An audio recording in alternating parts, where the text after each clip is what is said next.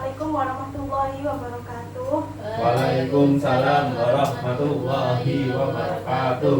Selamat pagi anak-anak. Pagi, Bu. Gimana kabarnya hari ini? Baik. Alhamdulillah. Bunda kayaknya nggak semangat. Belum sarapan ya? Ya oke. Jadi hari ini ada yang nggak masuk anak-anak atau nihil? Nihilnya nggak masuk. Alhamdulillah. Nihilnya nggak masuk. Kalau gitu sebelum kita mulai pelajaran pada pagi hari ini, alangkah baiknya kita berdoa terlebih dahulu. Berdoa dimulai.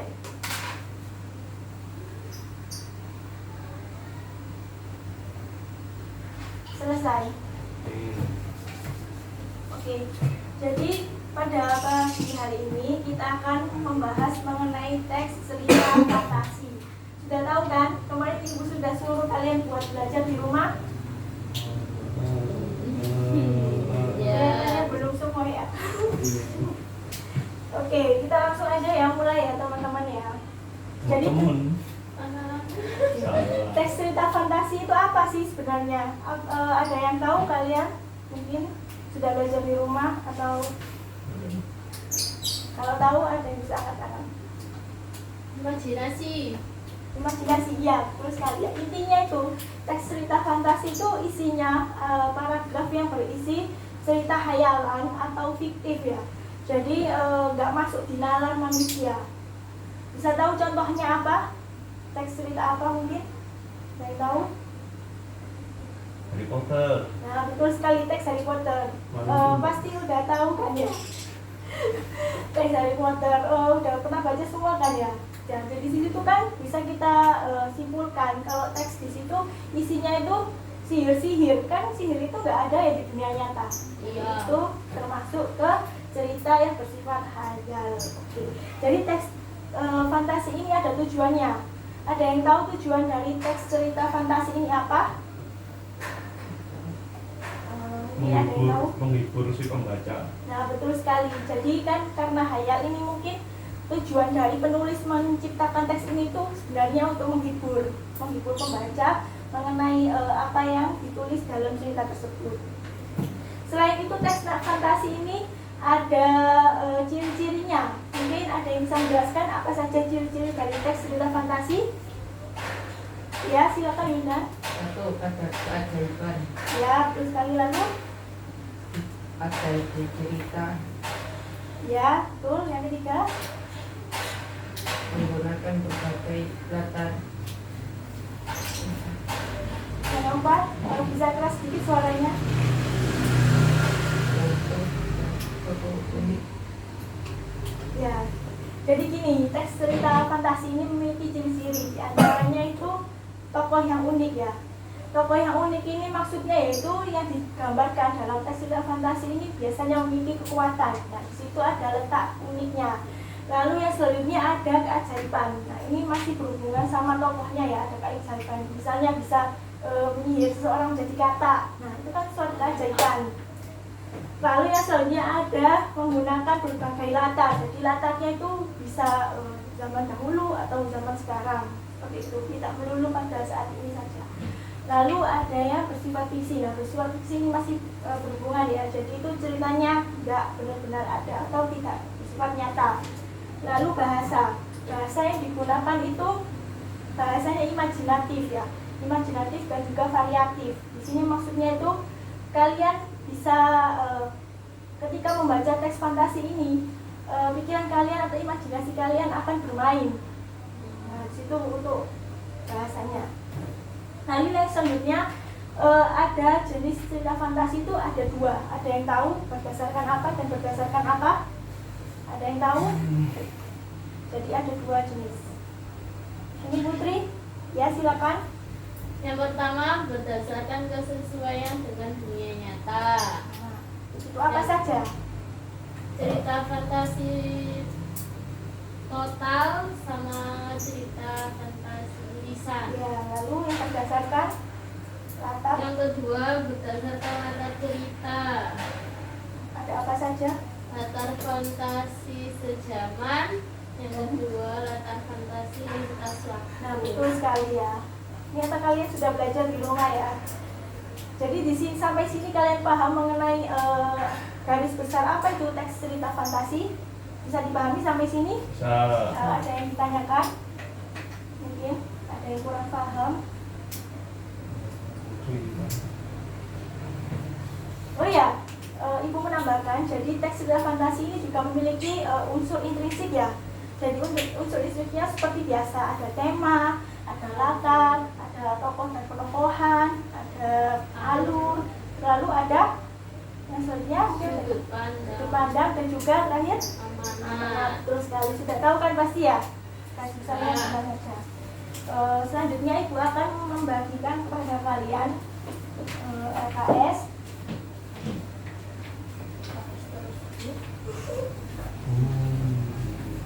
Silakan dilihat terlebih dahulu LKS yang sudah Ibu bagi. Seperti biasa ya, kalian Ibu minta untuk mengerjakan soal-soal yang ada di LKS ini.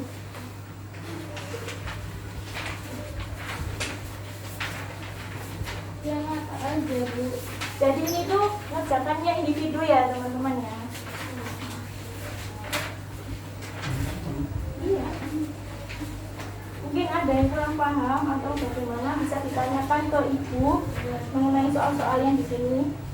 Ibu beri waktu sekitar 10 menit untuk menyelesaikan soal-soalnya. Sudah dipahami? Oke, silakan dikerjakan. Ada yang bingung? Mungkin kalian ada yang bingung dari soal-soal yang sudah Ibu berikan di sini? Mungkin ya, ada yang bisa ditanyakan? Tidak ada. Firdan mungkin? Ada Bu. Putri?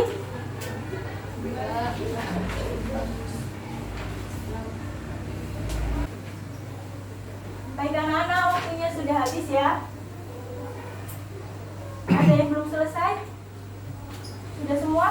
Tinggal dikit. Gak apa-apa, sambil kita bahas ya, satu persatu kita diskusi bersama-sama. Kita mulai dari ini ya, tentang Nagata dan Nono. Sudah dibaca kan teksnya, ada 2 teks. Yang pertama yaitu mengenai teks kekuatan ekor burung naga, dan teks kedua mengenai anak rembulan. Jadi di sini ada pertanyaannya nomor 1. Mungkin ada yang bisa menjawab dari nomor 1 ini. Ada yang bisa menjabarkan jawabannya mengenai tokoh Nagata, bagaimana rangkaian peristiwanya ini dari yang dialami teks. Ini bisa dibacakan. Siapa yang mau? Ya mungkin.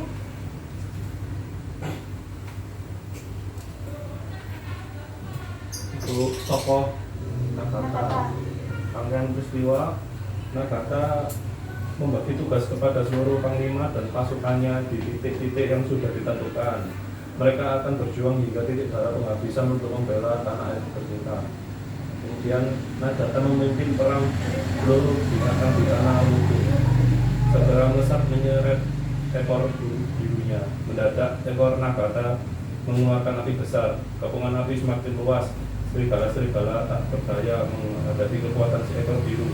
Nagata tidak memberi ampun kepada para serigala licik itu. Terima kasih, betul sekali jawabannya yang diutarakan oleh Regan tadi. Untuk yang tokoh Nono mungkin ada yang bisa menjabarkan rangkaian peristiwanya apa saja.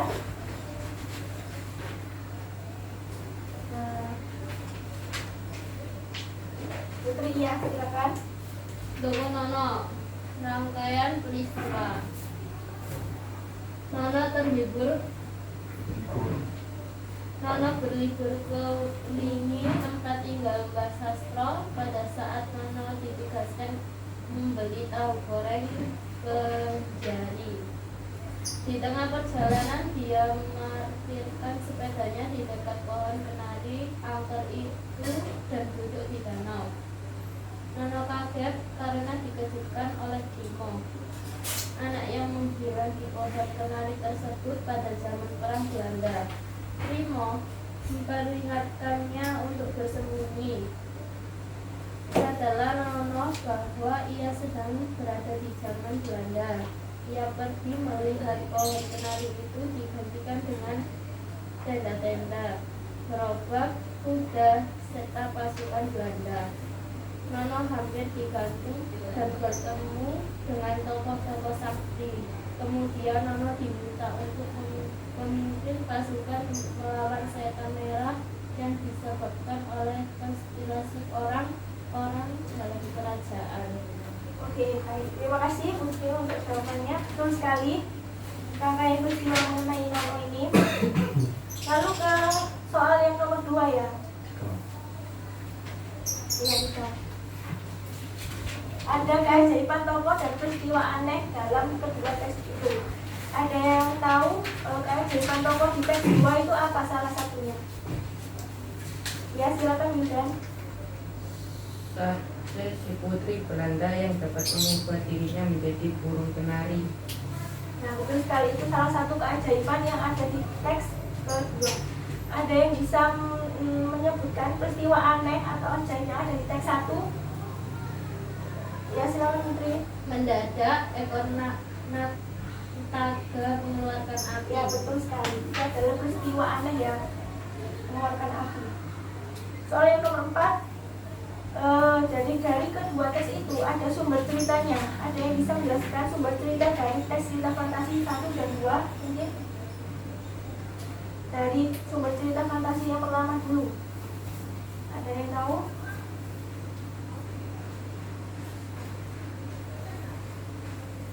Ya, Komodo dan kondisi Pulau ya Komodo. betul sekali. Karena di situ kan sudah jelas ya pembahasannya mengenai Komodo.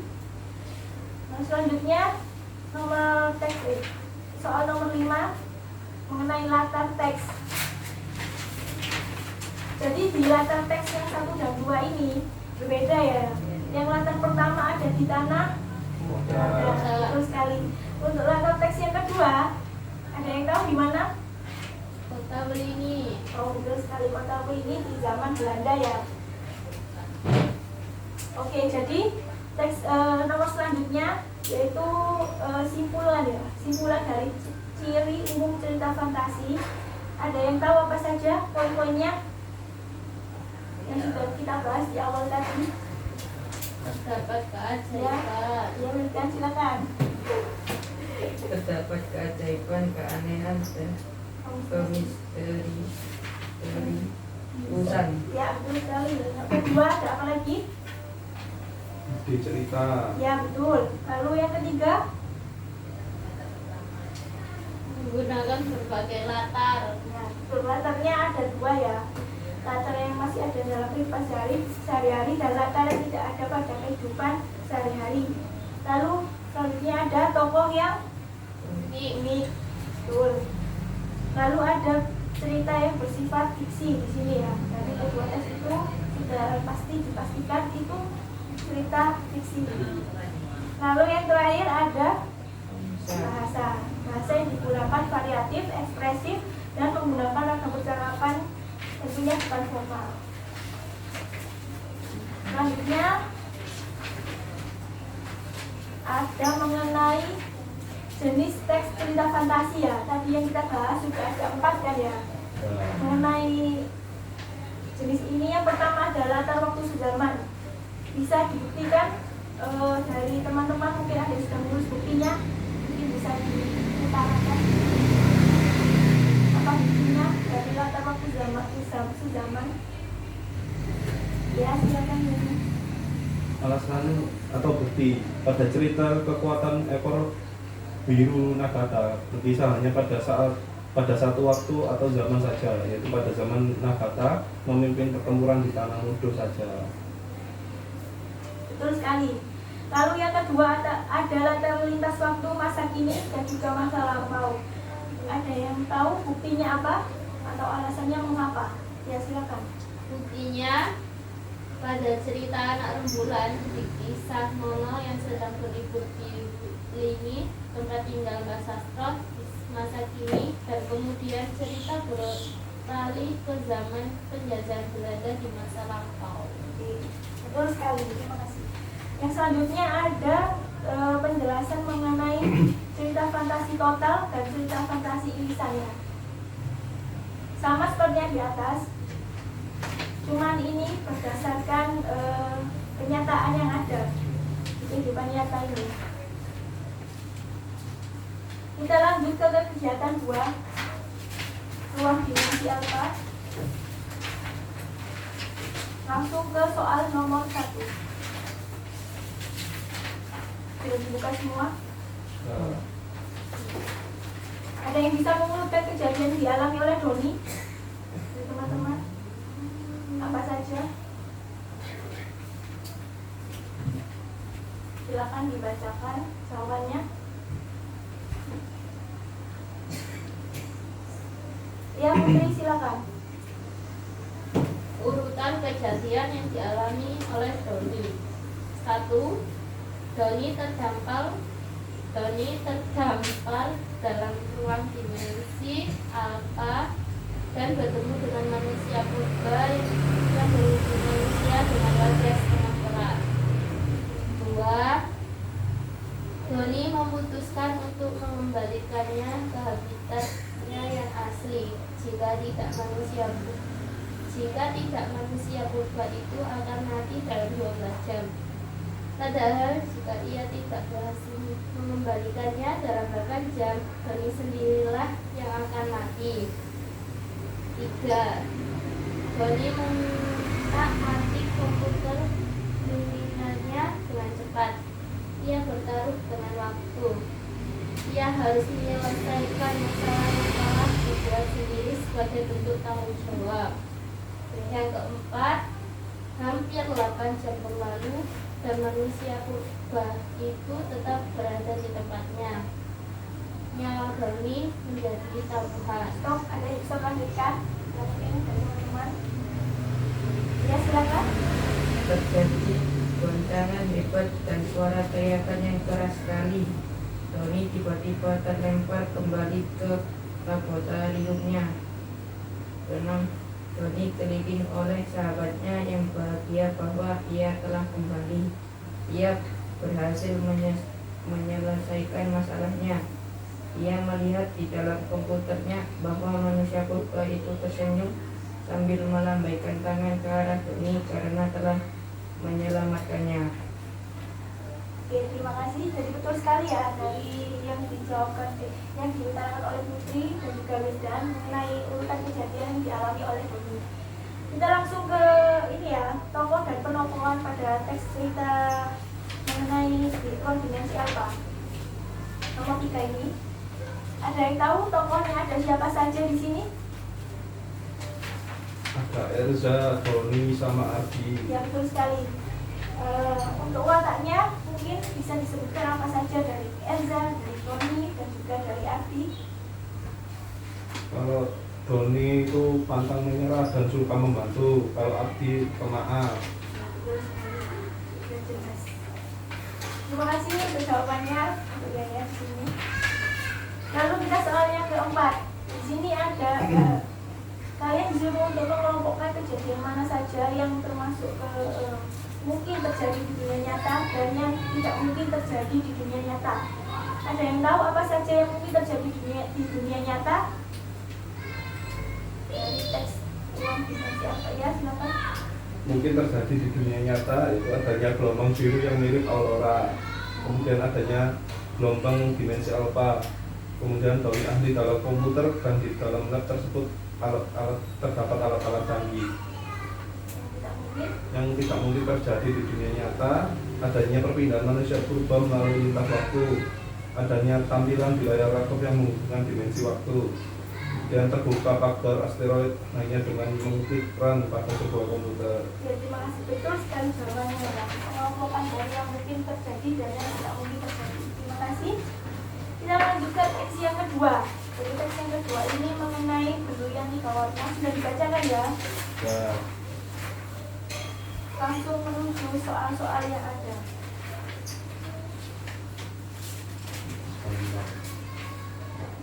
Kita langsung menuju ke ini ya, penokohan wataknya gimana saja yang ada di teks kedua ini. Sudah disebutkan siapa saja nama tokohnya dan juga perwatakannya gimana. Ya, silakan Putri. Tokoh yang ada: 1. Anika, Ibu Anika.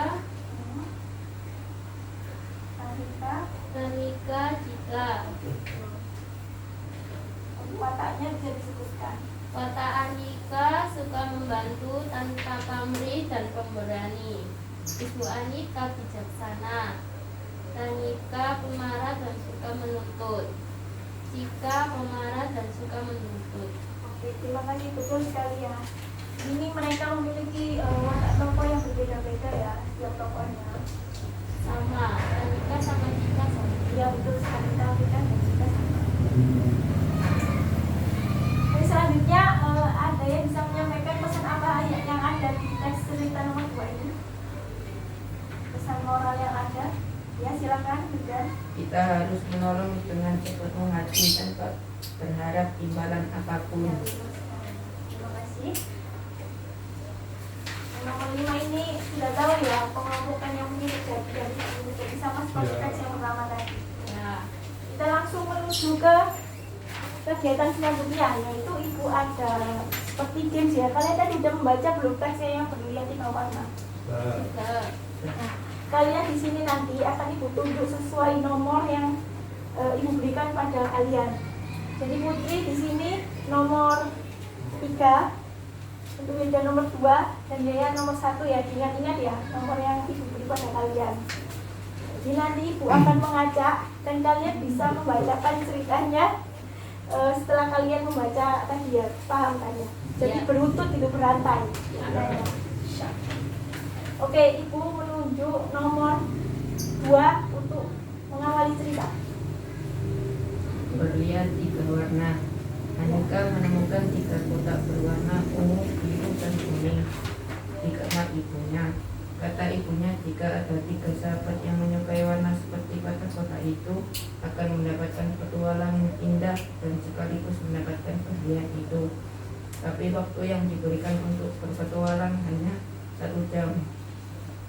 Terima kasih, stop. Selanjutnya dilanjutkan oleh nomor 1. Siapa nomor 1? ya Bu. Ya, silakan. Anika menyukai warna ungu. Tamika, teman dekat Anika, menyukai warna biru. Dan Cika menyukai warna kuning. Mereka berkumpul di rumah Anika pada hari Minggu pukul 6. Mereka semua masuk ke kamar Anika yang serba biru. Mereka membuka kotak yang sesuai dengan warna kesukaan mereka. 5 detik kemudian mereka terdampar di gerbang sebuah kerajaan. Mereka terkejut karena di hadapannya berdiri seorang ratu yang seluruh tubuhnya dihiasi berlian. Sang ratu meminta mereka menyelamatkan putranya, Candi, yang tertidur sejak 2 tahun yang lalu, dikarenakan ia memakai 3 kalung berlian sekaligus. Stop. Lanjut ke nomor 3. Oke. Cika dan Tamika memprotes bersamaan karena mereka berdua membayangkan akan bersenang-senang dalam petualangannya. Tetapi Anika bersikeras menolong Putri, dan mereka pun menolong Putri. Sang ratu sangat senang dan memberikan mereka tas yang berisi berlian. Tamika dan Cika ingin membuat tas tersebut, tetapi karena waktu tinggal 15 menit, Anika meminta mereka meninggalkan tas itu dan kembali ke kamar Anika dengan selamat. Perjalanan mereka semakin alat. Ya, terima kasih, betul sekali ya. Jadi itu cerita singkatannya. Terima kasih untuk anak-anak sudah mengisi kami yang ada di sini.